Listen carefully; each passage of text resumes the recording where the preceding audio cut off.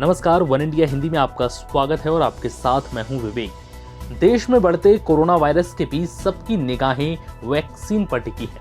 इस बीच अच्छी खबर आई है। खबर यह है कि भारत में ऑक्सफोर्ड और एस्ट्राजेनेका की वैक्सीन का ट्रायल कर रही कंपनी सीरम इंस्टीट्यूट ने कोविड-19 वैक्सीन के तीसरे फेज के क्लिनिकल ट्रायल की बड़ी चुनौती को पार कर लिया है। समाचार एजेंसी ANI के मुताबिक सीरम इंस्टीट्यूट ऑफ इंडिया और ICMR ने ऐलान किया है कि भारत में कोविशील्ड के लिए क्लिनिकल ट्रायल के तीसरे चरण का एनरोलमेंट संपन्न हो गया। एजेंसी की माने तो ICMR और serum institute of India Covax के क्लिनिकल डेवलपमेंट के लिए साथ मिलकर काम कर रहे हैं। कोवैक्स को अमेरिका की नोवावैक्स ने विकसित किया है और सीरम इंस्टीट्यूट से आगे बढ़ाने का काम कर रहा है।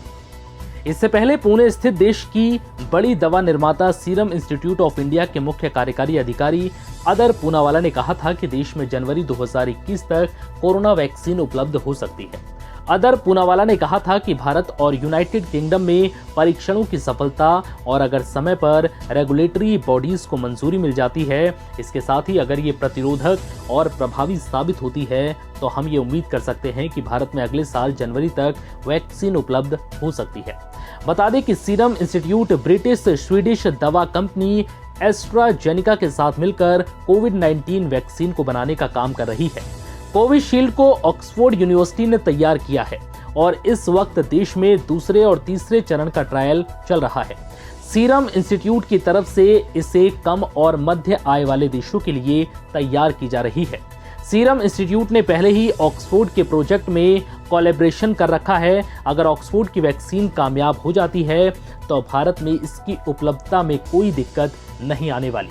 इस कंपनी ने एस्ट्राजेनेका नाम की उस कंपनी के साथ टाई अप कर रखा है जो ऑक्सफोर्ड यूनिवर्सिटी के साथ मिलकर वैक्सीन तैयार कर रही है।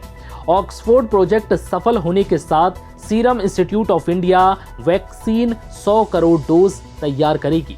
इसमें से 50% हिस्सा भारत के लिए होगा और 50% गरीब और मध्यम आय वाले देशों के लिए।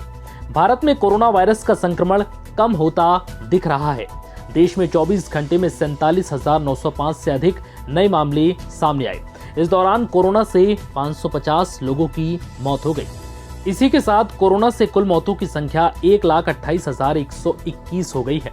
देश में सक्रिय मामले 4,89,294 हो गए।